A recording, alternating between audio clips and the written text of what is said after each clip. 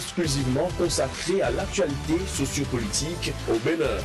Pendant 2 heures de temps, la politique, les questions de société et les grands dossiers de l'heure seront décryptés avec des éditorialistes, des professionnels des médias, des acteurs politiques et membres de la société civile. 100% Bénin sur Sika, c'est une fenêtre ouverte sur l'actualité au Bénin du lundi au vendredi de 7h à 9h, heure de Cotonou. 100% Bénin, c'est désormais sur Sika, le vrai visage de l'actualité en Afrique.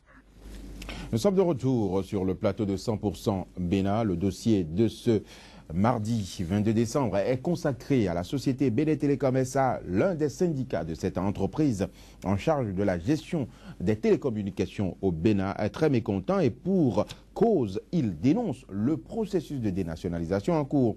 Nous en parlerons dans un instant, mais en attendant, je vous propose une nouvelle revue des titres des journaux. Ce sera avec Kodjovia Metonou après ce jingle. Kodjovia Metonou, rebonjour. Nous vous retrouvons pour la deuxième partie ou le deuxième passage de cette revue des titres. Oui, tout à fait. Et les retardataires se sont donc insérés dans le lot comme Actu Matin avec lequel nous ouvrons donc le bal.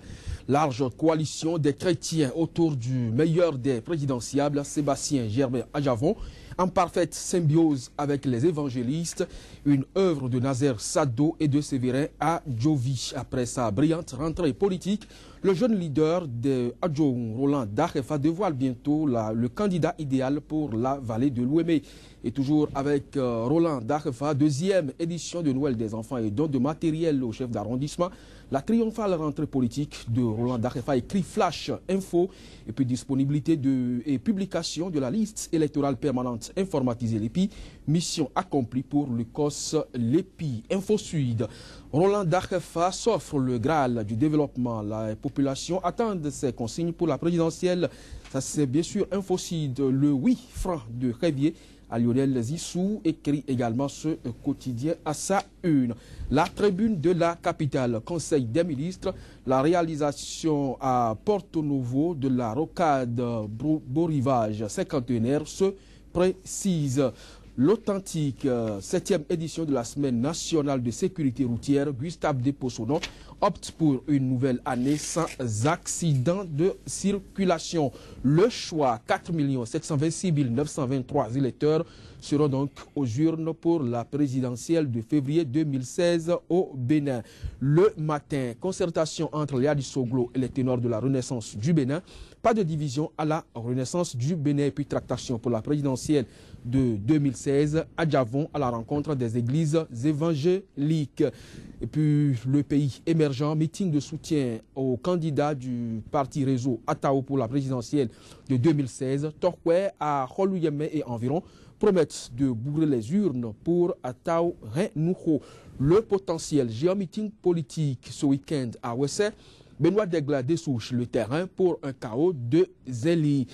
Le routier, coup d'éclat politique du mouvement républicain, ouvre tes yeux. Akpanka sort le grand jeu dans la 5e circonscription électorale et puis présidentielle de 2016. Djogbenou lance les jalons d'une campagne intéressante. Le Soleil Bénin Info. Présidentielle de 2016, le parti CDP gonfle ses biceps pour porter à la victoire à Kani. Et puis présidentielle de 2016, un sondage donne Abdoulaye Biotchane favori. L'Express, au lendemain du Conseil national des forces courir pour un Bénin émergent, validant la candidature unique, les femmes militantes du FAC président un chaos retentissant pour Lionel Zissou. L'expression, naissance de la Convention des forces des collines. Les collines choisissent Lionel Zissou et puis course pour la Marina en 2016. L'honorable Ake Natonde au-dessus de la mêlée. L'indépendant, naissance de la Convention des forces des collines, les ténors déterminés à élire Zissou par un chaos le 28 février 2016. Et puis présidentielle de 2016 toujours, Talon bénéficie du soutien total des députés et barons de l'AND. Il s'agit de Dassigli, Tony Agbodjete et Yampabou. Et puis présidentielle de 2016, Dassundo Fagnon, Chokodo et plusieurs mouvements choisissent Sébastien Germain à Javon. Nord-Sud quotidien, 5e circonscription électorale.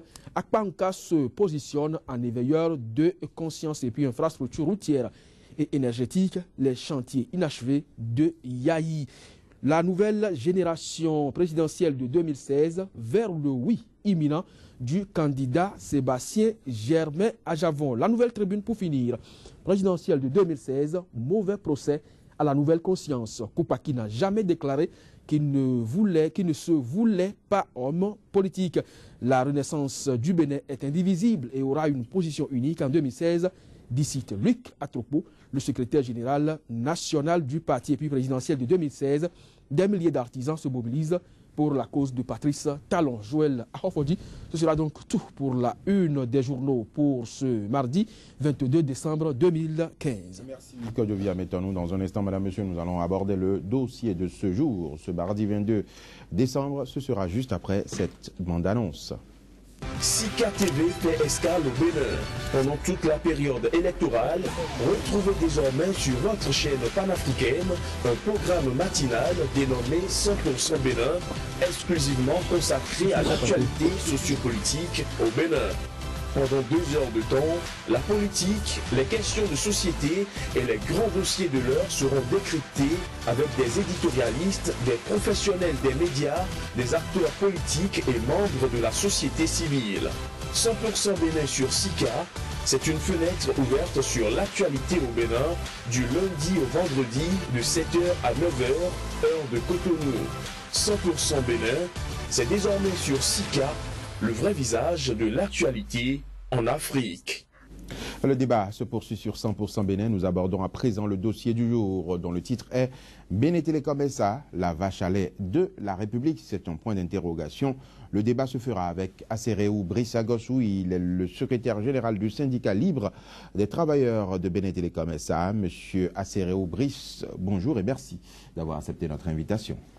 Bonjour monsieur le journaliste et bonjour aux téléspectateurs. J'ai également sur ce plateau Joël Itondi. Il est journaliste à la rédaction de Sika. Joël Itondi, bonjour. Bonjour Joël, bonjour à tous. Je vous laisserai tout à l'heure le soin de poser des questions et de faire vos analyses sur la situation de Bénin Télécom SA. Mais avant, je voudrais demander à monsieur Assereou Brice Agossou, comment se porte aujourd'hui Bénin Télécom SA? Il faut dire que Bénin Télécom SA se porte très mal. Très mal. Oui, très mal, pourquoi? Très mal dans la mesure où vous allez dans la rue, vous demandez à n'importe quel citoyen quelle est sa perception, en fait, en réalité, des prestations de Bénin Télécom, et vous avez la réponse. Ça, c'est la perception de l'extérieur, mais à l'intérieur, qu'est-ce qui se passe? Oui, si c'est perçu comme ça à l'extérieur, c'est qu'à l'intérieur, nous n'avons pas la capacité, ou nous avons des difficultés à satisfaire les abonnés. Donc, et cette difficulté nous amène à dire que Bénin Télécom se porte très mal. Donc il faut dénationaliser alors Bénin Télécom. Et pourtant, vous n'êtes pas d'accord. Pourquoi vous n'êtes pas d'accord? Non. Il faut poser véritablement un problème mal posé est mal résolu. Quel est le problème? Non, la dénationalisation n'est pas la solution à Bénin Télécom, ou du moins, la dénationalisation est la pire des solutions. C'est vrai, il y a des dénationalisations un peu partout, mais la dénationalisation est la pire des solutions. Donc il faut, dans notre contexte béninois, il faut qu'on revoie en fait nos tests et qu'on sache, avec les difficultés que nous avons, quelles sont les solutions qu'on pourrait apporter. Vous parlez de contexte béninois, bien entendu. Le Bénin est régi par des tests de loi. La Constitution l'a prévu. L'article 98 permet à l'État, à l'autorité en charge des télécommunications, eh bien, d'aller à la dénationalisation si les problèmes se posent. Vous semblez oublier cet article-là. Vous êtes allé directement sur la dénationalisation, mais il faut... Et puis, vous avez posé le problème. Vous dites que la dénationalisation n'est pas la solution. Voilà. Et ce serait la pire des solutions. Or, les tests de loi, vous avez parlé de rester respectueux des tests de loi. Les tests de loi eux-mêmes, et c'est la Constitution du Bénin qui le stipule en son article 98, l'autorité, si elle pense qu'il y a des problèmes qui se posent, peut aller à la dénationalisation. L'article 98 dit que les nationalisations et les dénationalisations sont du domaine de la loi. Tout à fait. Et donc cet article permet aux députés de se réunir et de statuer sur ce qu'il faut dénationaliser ou non. Donc les députés ont pris une loi, c'est la loi 92-23 du 6 août 1992. Qui dit quoi? En son article 7, cette loi, en son article 7 dit, sont exclut du champ de dénationalisation ou du transfert de propriété du secteur public au secteur privé les entreprises stratégiques et les entreprises du secteur non concurrentiel ayant une mission de service public national. Sont réputées stratégiques les entreprises ayant pour objet les mines, l'énergie, l'eau, les forêts, les armements, les transports, les communications et les télécommunications. Fort de cet article, aucun gouvernement, en tout cas sérieux, et aucun opérateur sérieux ne peut prétendre acheter Bénin Télécom. Pourquoi? En somme, vous dites que l'État est en train de violer cet article-là, c'est ça? Depuis 2000, dossier 2010, dossier 2010-53, CA1, Chambre administrative Cour suprême, nous avons écrit, le gouvernement du Bénin avait pris, il y a un relevé du Conseil des ministres qui mettait en vente Bénin Télécom. Donc nous avons fait un recours à la Cour suprême pour dire que le gouvernement du Bénin est en train de violer cet article-là. Pourquoi on ne vous a pas écouté? Aujourd'hui, le processus a sérieusement avancé. On s'apprête même à attribuer le lot à un opérateur extérieur, on a appris. Mais quand nous avons fait notre recours en 2010, le dossier allait devant la Chambre administrative de la Cour suprême, qui a envoyé à la présidence, qui l'a remis à l'agent du Trésor, qui a fait la réplique. La réplique nous est revenue, nous on a répliqué ensuite, c'est reparti, nous n'avons pas la suite. Mais nous avons fait un recours en annulation et nous avons fait un recours de sursis à exécution. Et ce qui a été obtenu, le processus de dénationalisation du Bénin Télécom en 2010 a été arrêté. Et pourtant, c'est en cours aujourd'hui. Non, c'est ce qu'il faut comprendre. En fait, c'est un jeu que nos autorités font. Oui. Le décret qui mettait, ou le relevé du Conseil des ministres, qui permettait de vendre Bénin Télécom, lorsque nous avons demandé d'arrêter ça, ils ont arrêté. Maintenant, ils ont pris d'autres décrets. Donc, ce n'est plus le décret qui, en fait, qui est pendant devant la Chambre d'assises de la Cour suprême, qui est en train d'être mise en application, mais ils ont pris un nouveau décret pour créer Libercom à part, c'est-à-dire quand ils ont échoué dans la première privatisation, donc ils ont coupé Libercom de Bénin Télécom et ils ont mis ça en vente à part, et nous avons attaqué ça aussi par une requête devant la Cour suprême. Ils ont échoué là également. Bénin Télécom qui reste, ils l'ont divisé encore en deux maintenant, cette fois-ci avec beaucoup d'imbroglio, on pourrait revenir là-dessus. Donc ils ont coupé encore Bénin Télécom en deux aujourd'hui et c'est ça ils veulent vendre. Et ça aussi nous avons déjà attaqué devant la Chambre d'assises de la Cour suprême. Nous avons déjà fait des recours en annulation. Donc celui qui va acheter